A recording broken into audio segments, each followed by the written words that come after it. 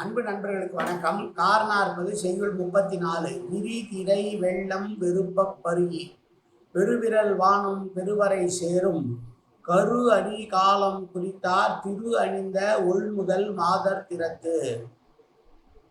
கார்காலத்தை பற்றி சிந்தித்து கொண்டு பார்த்து கொண்டிருக்கிற தலைவனுடைய சோகத்தை போக்க வேண்டி தோழியானவள் தலைவன் வருவான் என்று அவளுக்கு குறைப்பதற்காக சொன்ன செய்யும். மேகமானது கடல் நீரை வேகமாக உறிஞ்சி கொண்டு போய் பெரிய மலைகளிலே பொய்விக்க போகிறது.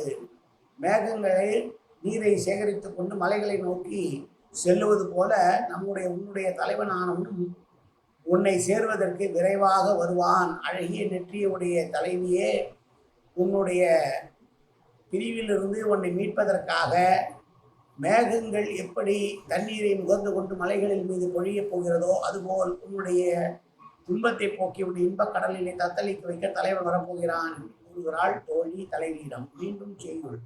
விரிதிரை வெள்ளம் வெறுப்பப் பருகி பெருவிரல் வானம் பெருவரை சேரும் கரு அணி காலம் குறித்தார் திரு அணிந்த உள்முதல் மாதர் திறத்து. நன்றி, வணக்கம்.